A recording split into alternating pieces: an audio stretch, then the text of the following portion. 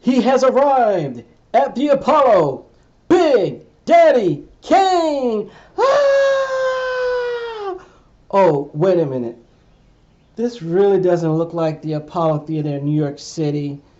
I certainly don't look like Big Daddy Kane. There's no Sinbad or Kiki Shepard around. But I got the best thing that you can get still in 2021, though. Phil Steele's college football preview. That's right, it arrived in the mail on Saturday. Well, it actually came through FedEx. Yeah, they came while I was gone. But you know what? We're going to rip this wide open. And we're going to pull it out of here. Look how this bag pops open. Oh my God. You know, in 2021, I still haven't figured this out, have I? Oh wow. This is really bad. There we go.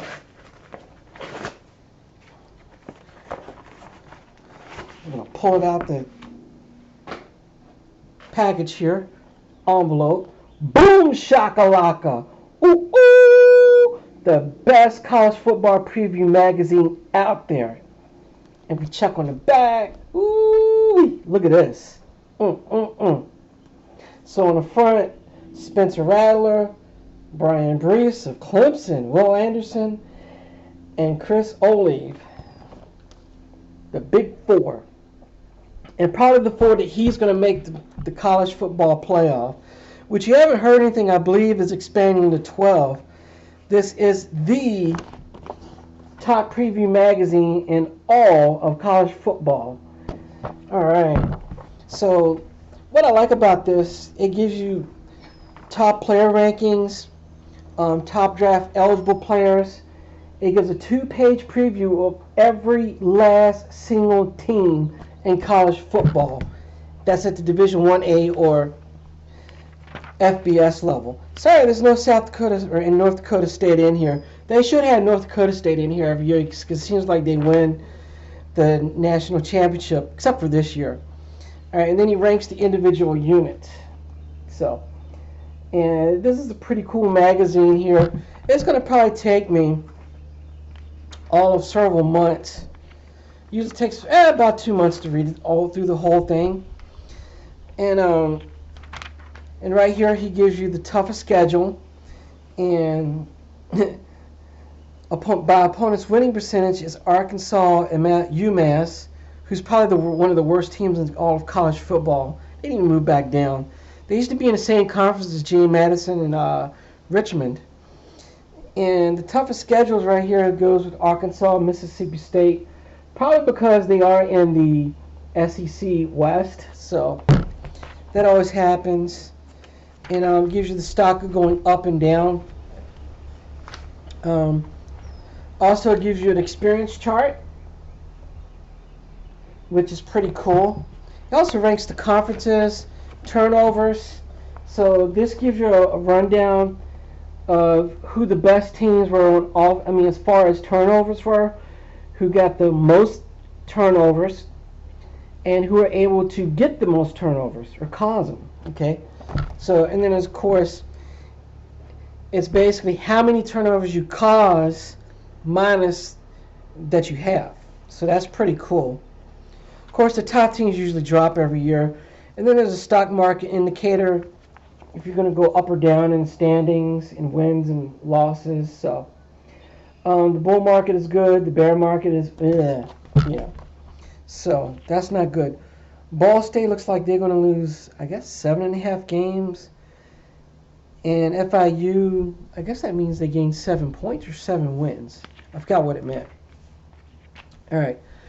And in the individual rankings, team power rankings for all the conferences.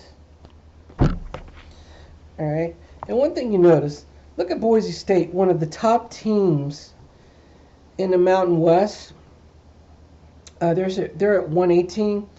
And if you compare them to other conferences, they won't even rank in the top half.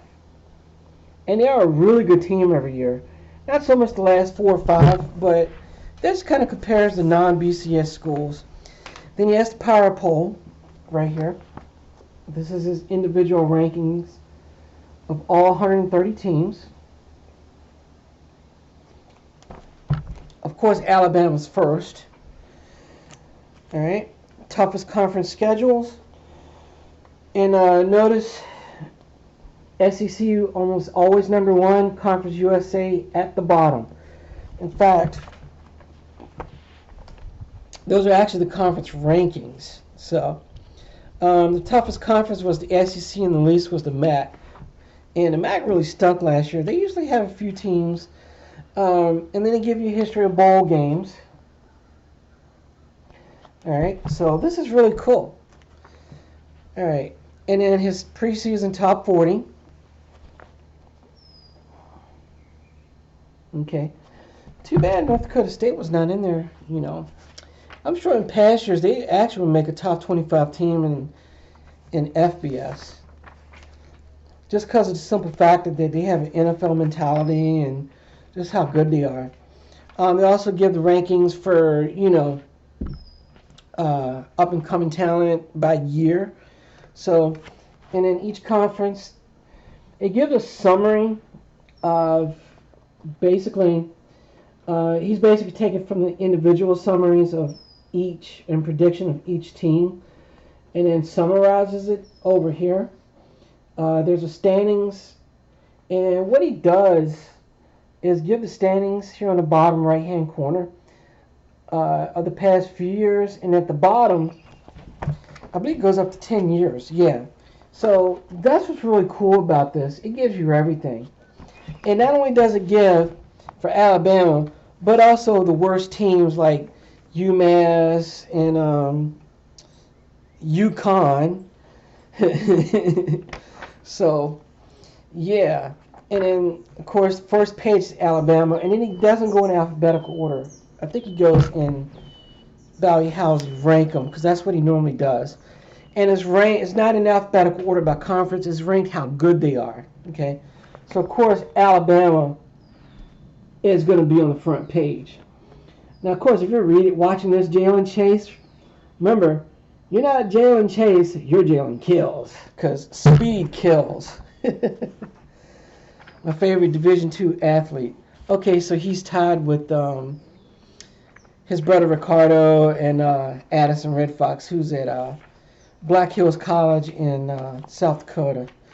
Yeah, you think I didn't know that, right? All right, here we go.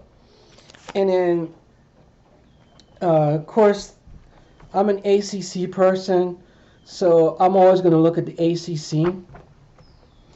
And he's got Virginia picked to be 5th place this year, so it seems like they actually got some talent. But again, that's my home state, so of course I'm going to root for Virginia. I mean, come on now. Of course, in basketball, I'm going to root for UNC. Yeah, I'm a bandwagger. All right. And then finally, just a couple other things I want to point out. And if you're watching this, Jalen, here's your boy. Here are your boys, the Washington Huskies. All right. All right. So this is a pretty good magazine. Now I'm going to show you again. And these are actually the worst teams. And he still does a full preview of it. New Mexico State. So I think they actually had a decent season about a year or two ago. But yeah, they're usually pretty awful. And what was it? They went 7-6. That's right. They actually made a bowl game. Yeah, but they're so bad, it's ridiculous. All right, and then finally, if we go all the way to the back, yeah, and the MAC is the last one this year. Usually it's the Conference USA, but these are all the correspondents that help him come up with his guide. So that's really cool. So, all right. He explains what PS stands for. Okay. So, and he uses a lot of abbreviations. So, anyway. And he gives the top 500 freshmen right here, which is good. So that's what I like about this. So finally, he also predicts the award winners and also ranks the teams Gives the individual statistics for teams, rankings. So this is really cool. This is like the Bible right here. It gives you everything you need to know for college football. And then it gives the individual leaders here. And then he'll predict the award winners. All right. I'm using that word a lot today. Season awards. And, of course, he's also going to predict who's going to the bowl games. So, which I believe is usually on the back page. No, the Heisman winners. So, there we go. And then every issue usually has, a story where he goes and talks about things from the past. So, I don't see it. So, let's see. Normally he has some type of cover story in here. And maybe I'm just not looking at it right. Yeah, usually there is a cover story in here. And I'm looking at the table of contents right now. Okay, maybe I don't see one. Usually there is something every year in here he focuses on. Okay. Alright. So he does predict the bowl games in here. Okay. Alright. So that's it. And I want to thank you for watching this video. And it's been a nice day out here. I'm actually recording this on Father's Day. So if you're a father out there, happy Father's Day. Now, if you like this video, make sure you slap that thumbs up button. Make sure you hit that subscribe button if you haven't done so already. And I'll be seeing you guys up there on the res here about another couple weeks. So I'll be shooting up there, North and South Dakota and Montana pretty soon. So anyway, I'm out. Peace.